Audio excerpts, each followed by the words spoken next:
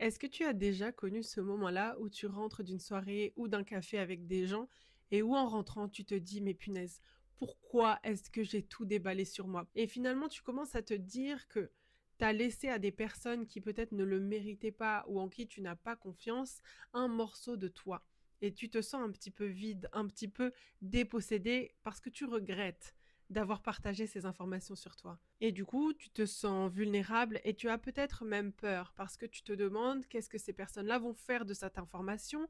Est-ce qu'on va te juger? Est-ce que ce sera répété? Est-ce que ce sera déformé? Et c'est de ça dont je veux parler aujourd'hui. Pourquoi est-ce qu'on a tendance parfois à tout raconter sur nous? Et si tu te sens concerné par ça, ne t'inquiète pas parce que moi aussi je me sens très concernée, mais à ma décharge, j'ai énormément travaillé dessus et je suis là pour te montrer que toi aussi tu peux le faire et au-delà de ça que c'est hyper important. Alors ce que je disais, c'est qu'on va finalement discuter de pourquoi est-ce qu'on a tendance à tout partager des fois en excès, nos réussites, nos blessures, nos relations sentimentales, nos relations amoureuses, même nos projets.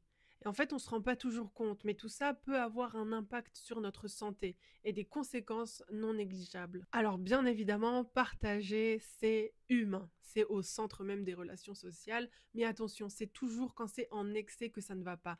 Partager en excès peut te mettre dans des situations très délicates qui vont finir au final par t'épuiser. Alors prends un café, prends un snack, prends ce que tu veux et installe-toi confortablement parce qu'au programme du jour, on va déjà voir pourquoi est-ce qu'on a tendance à partager en excès parfois. On va voir les conséquences que ça peut avoir sur toi, mais et surtout, on va voir comment est-ce qu'on peut retrouver un équilibre pour pouvoir partager de manière saine sans pour autant tout dévoiler. C'est parti. Alors oui, j'ai un nouveau micro, je vous l'avais dit. Mais c'est un peu bizarre parce qu'on dirait que je tiens un pissenlit. J'ai essayé de le mettre, mais ouais, bon, on va pas faire ça maintenant. Donc voilà, on va l'appeler le pissenlit. Alors, pourquoi est-ce qu'on partage en excès? Souvent, c'est parce qu'on a besoin de validation.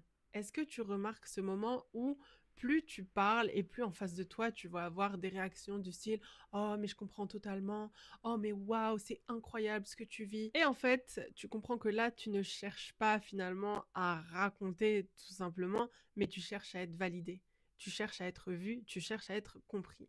Ce qui en soi est normal. Mais le problème, c'est que ça montre que tu doutes de ta valeur et que tu cherches en permanence des réactions pour approuver et pour abonder dans ton sens. Et cette validation, elle devient presque une drogue pour toi. Et le souci, c'est que tu le comprends bien, on rentre dans un cercle vicieux. Parce que plus tu en as besoin, plus tu vas en être dépendant finalement de cette validation. Et ainsi de suite, ça ne s'arrête pas. Ce qui fait que tu vas de plus en plus déballer pour que les gens en apprennent plus sur toi, mais surtout pour qu'ils valident ce que tu ressens. Mais le souci aussi dans tout ça, c'est que tu te mets à un petit peu déballer ta vie privée à des gens qui ne sont peut-être pas en capacité de recevoir ce que tu leur livres. En fait, il faut comprendre que quand on discute avec des gens, et surtout quand on se livre sur des choses très personnelles, il faut que tu le vois comme un envoi et une réception. C'est un petit peu comme un envoi de courrier. Il faut que la personne, elle ait envie aussi de recevoir ce message. Et toi, quand tu déballes tout comme ça, c'est peut-être pas le cas et tu t'exposes à bien pire. Parce que imagine que tu traverses une rupture amoureuse. Tu vas en parler à tes amis, à ta famille, mais peut-être même à tes collègues, à des voisins que tu croises régulièrement. Et le souci dans tout ça, c'est que chacun finalement va se faire un avis sur ton histoire et tu seras vraiment dépossédé de cette relation qui normalement t'appartient. Et en fait, tu te rends compte que chacun va se faire son avis. Sauf que cet avis-là ne sera pas forcément en ta faveur. Donc cet avis-là peut être blessant, mais il peut aussi être intrusif. Et toi, au lieu de te sentir comprise, c'est tout le contraire. Tu te sens jugée et à la fin, tu es épuisée. Au début, certes, ça va te soulager, mais après, tu vas te rendre compte que chacun a son avis. Et que comme je l'ai dit, il n'ira pas forcément dans ton sens. Ensuite, il arrive qu'on partage en excès parfois parce qu'on a un besoin d'appartenance.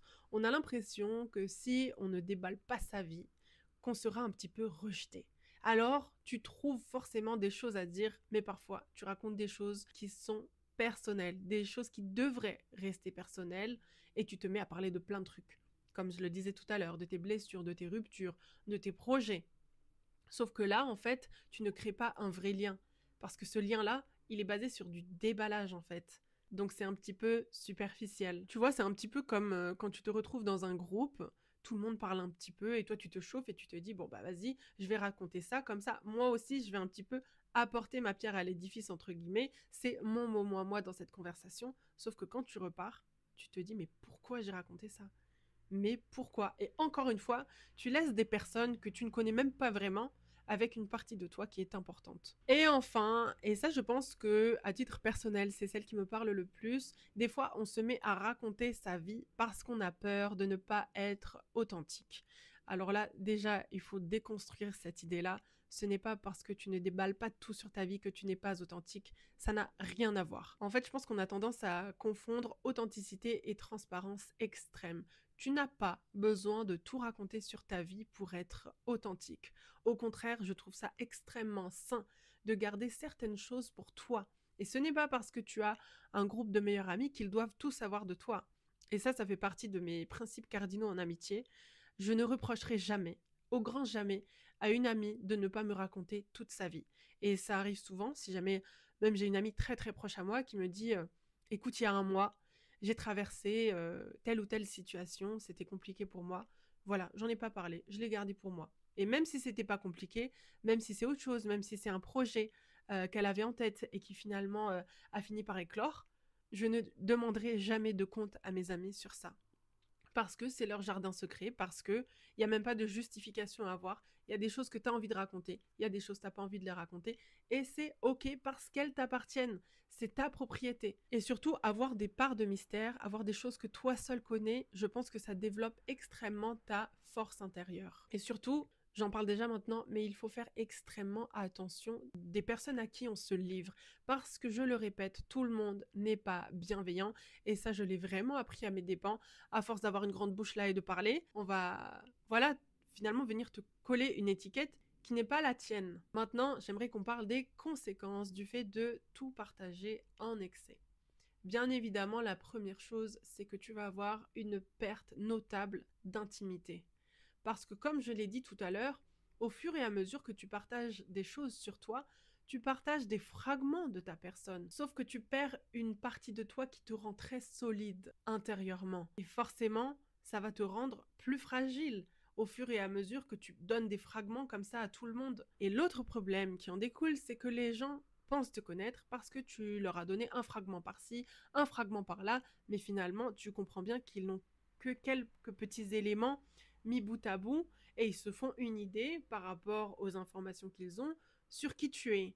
Sauf que cette image-là, elle sera totalement biaisée. Parce que imagine, si tu n'as parlé que des choses plus ou moins négatives dans ta vie, ou des conflits, ils vont se faire l'image d'une personne qui est conflictuelle, alors que ce n'est absolument pas toi. C'est juste qu'à chaque fois que tu as eu un problème de ce genre, eh ben tu l'as partagé. Et maintenant, on te met dans une case. Et je connais des personnes qui partagent énormément ce qu'elles vivent en intimité avec leur conjoint, sauf qu'au final, elles l'ont tellement partagé à tellement de monde qu'au final, ça devient un débat public et que leur relation ne leur appartient plus. Donc ça, je trouve que c'est vraiment une conséquence, mais dramatique, quand on partage en excès. Une autre conséquence, ce sont les mauvaises intentions. Je reviens dessus. Parfois, on partage des informations à des personnes qui sont mal intentionnées. Et ça, c'est tellement important. Je vois des gens qui parlent de projets bébés, de projets mariage. Franchement, là, je me sens plus que... je dis des gens, mais là, c'est moi qui parle de projet bébé, qui parle de projet mariage, appartement, professionnel, et qui ensuite sont hyper déçus quand ça ne se produit pas. Alors là, qu'on y croit ou non aux énergies, je suis désolée, mais ça joue énormément en la défaveur des gens qui parlent. Et ça, je peux vous le garantir parce que moi, j'ai vraiment vu un changement dans ma vie à partir du moment où j'ai commencé à ne plus rien raconter. Dès que j'avais un projet, dès que je voulais même faire un voyage, je ne parle plus. Vous, j'ai envie de vous parler parce que je vous fais confiance, mais il y a des gens, en fait, qui ne méritent pas d'avoir accès à cette information-là. C'est même pas des gens que tu vois tous les mois. Tu vois ce que je veux dire? Ces personnes-là n'ont pas à avoir accès à cette information. Ça ne va pas changer la face du monde et eux, en fait, ça va potentiellement leur donner matière pour te souhaiter au contraire que tes projets n'aboutissent pas, que tes projets ne naissent même pas. Et finalement, quand ça ne va pas se produire, crois-moi que eux, ils seront contents. Alors c'est un peu bizarre et j'ai vraiment pris du temps pour comprendre qu'il y avait des gens mal intentionnés, qu'il y avait des gens mauvais, mais c'est la réalité. On est dans un monde où il y a énormément de jalousie, où il y a énormément de compétition. Alors moi, je suis pas dans tout ça et je pense que vous non plus parce que c'est pas la DA de ma chaîne YouTube, mais force est de constater que c'est le cas. Il y a tellement de mauvaises vibes, de méchanceté aussi, qu'aujourd'hui, nous n'avons pas le choix que de nous protéger de tout ça. Vraiment. Et ça, c'est quelque chose qu'on cultive beaucoup aussi avec mes sœurs. C'est vraiment mes sœurs qui m'ont appris à faire ça. Parce que mes sœurs, elles ont toujours réussi à garder les choses personnelles, personnelles. Alors que moi, quand je les partage, aussi bien les choses heureuses de ma vie que les choses malheureuses, parce que je sais que ça peut aider, etc. Sauf que mes sœurs m'ont parlé et elles m'ont dit, tu ne peux pas tout partager. Même si toi, ça te fait plaisir, même si tu sais que ça va aider des gens, il y a des gens, tu les connais depuis 30 minutes, en fait. Tu peux pas raconter ces parties-là de toi, même si tu as envie de faire du bien. Parfois, il faut vraiment que tu réfléchisses à qui tu donnes l'information. Après, je pense que ça dépend aussi du caractère. Par exemple, quand je me suis mise à parler des violences conjugales, je savais pertinemment que forcément, il y aurait des gens qui allaient me juger. J'avais déjà forgé mon caractère et j'étais déjà prête à me dire, peu importe si on me juge, je sais pourquoi je fais les choses. Certes, c'est une partie très personnelle de ma vie que je partage, mais je sais pourquoi je le fais. Parce que ça va aider des gens et dans ce cas-là, j'accepte de partager cette partie-là de moi. Et en fait, il faut vraiment être conscient de ce que tu partages. Parce que ce que j'ai fait, ce que j'ai partagé sur cette partie de moi, c'est facile maintenant d'y avoir accès sur Internet. Et Internet n'oublie pas. Mais ça, c'est un choix que j'étais prête à faire en mon âme et conscience. En revanche, aujourd'hui, parler de projets, de mariage, de bébé, etc., ce n'est absolument pas quelque chose que je ferai. Donc c'est ce que je suis en train de te dire, c'est de vraiment trier les informations que tu es apte à délivrer. Parce que c'est ça aussi la question. La personne, elle doit être apte à les recevoir, mais toi, tu dois être aussi à l'aise pour les partager. Et sache que quand tu partages une chose à quelqu'un, tu n'as aucune garantie que cette personne-là gardera l'information. Donc tu dois aussi être à l'aise avec le fait que potentiellement d'autres personnes seront au courant. Et enfin, le fait de trop partager peut avoir une autre conséquence, à savoir le fait de créer du stress et de l'anxiété. Parce que comme je le disais tout à l'heure, en fait, plus tu partages, plus tu vas attendre plein de réactions qui abondent dans ton sens. Mais quand c'est pas le cas, ça va vraiment venir te frustrer et tu vas potentiellement venir bousiller des relations amicales ou amoureuses parce que les gens ne vont pas dans ton sens. Et finalement, garder des informations pour soi parfois et se faire sa propre opinion et la garder pour soi, c'est la meilleure des choses à faire parce que personne après ne peut venir te déstabiliser. Et une autre conséquence, ce sera la superficialité des relations. Parce que comme je l'ai dit, tu donnes des fragments de toi. Donc les gens, en fait, te connaîtront par rapport à certains faits qu'ils auront entendus sur toi. Mais ta personne, ton identité profonde, restera inconnue à ces gens-là. Ce qui fait qu'en fait, tout sera très superficiel. Tout sera très superficiel et tu auras beaucoup de conversations du genre ah, j'ai appris que tu traversais ça, j'espère que ça va. Sauf qu'en fait, non, on sait très bien que dans ce cas-là, c'est de la curiosité. Donc il faut que tu arrives aussi à faire la différence entre qui mérite vraiment d'avoir accès à ces informations, qui est sincèrement présent pour toi et qui est là juste pour avoir de nouveaux gossips à raconter. Finalement, comment est-ce qu'on retrouve un équilibre entre ce qu'on peut partager et ce qu'on doit garder pour soi? Là, je vais te donner un conseil très concret et c'est vraiment mon avis personnel, mais je pense que pour le coup, c'est un bon avis. C'est que dès que tu as des projets, aussi bien en famille, aussi bien professionnels, tu les gardes pour toi. Tu n'en parles pas. Et même si tu n'as pas envie d'en parler à tes amis, c'est ok parce que tes amis comprendront que voilà, il y a des choses que tu as envie de garder pour toi, que tu n'as pas envie de partager. Tant que ces projets-là ne sont pas concrets, tu ne racontes rien. D'accord? Ensuite, se confier par rapport à des situations difficiles qu'on vit, c'est normal. On a besoin de ce soutien-là et les amis et les gens qui t'aiment sont là pour ça. En revanche, comme je l'ai dit tout à l'heure, j'aimerais que tu tries les personnes à qui tu racontes tout ça. Fais bien attention parce que, en fait, là, c'est toi qui dois juger qui a déjà prouvé qu'il respectait ton intimité. La différence, elle va se jouer là. Et même s'il n'y a qu'une seule personne dans ton entourage qui en est capable, eh ben c'est déjà énorme. Et ça veut dire que tu as une personne fiable à qui tu peux raconter les périodes délicates de ta vie ou à qui tu peux tout simplement parler quand tu as besoin de soutien. Parce que c'est dingue, mais il y a des gens, tu vois, quand tu vas avoir besoin de soutien, leur première réaction, ça va être de se dire « Yes !» cette personne-là, elle est dans la difficulté. C'est des choses avec le recul que j'ai compris. J'ai déjà fréquenté, bon, il n'y en a pas eu beaucoup, Dieu merci, mais des filles avec qui j'ai été amie, enfin amis, du coup c'est un bien grand mot qu'on soit d'accord, mais qui se réjouissaient du fait que je pouvais traverser une période difficile pour X raisons. En fait, je sais même pas pourquoi. Je sais pas à quelle heure, tu vois, dans ton cerveau, ça pète comme ça pour que tu sois contente de voir quelqu'un dans la difficulté.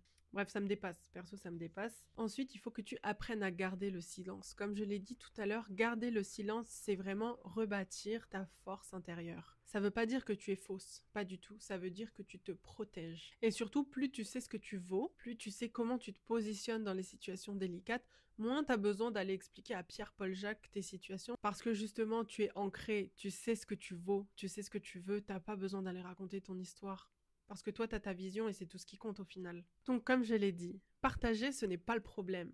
Mais partager en excès, c'est vraiment risquer de te perdre. Alors, apprends vraiment à garder une partie de toi, une partie que tu chéris, c'est un peu ton trésor. Parce que cette partie-là, personne n'y aura accès. Donc, personne ne la jugera.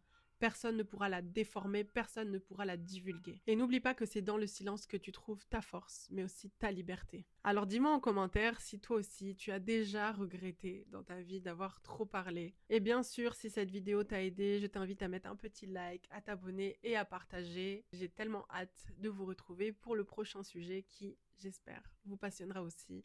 Je vous fais plein de gros bisous.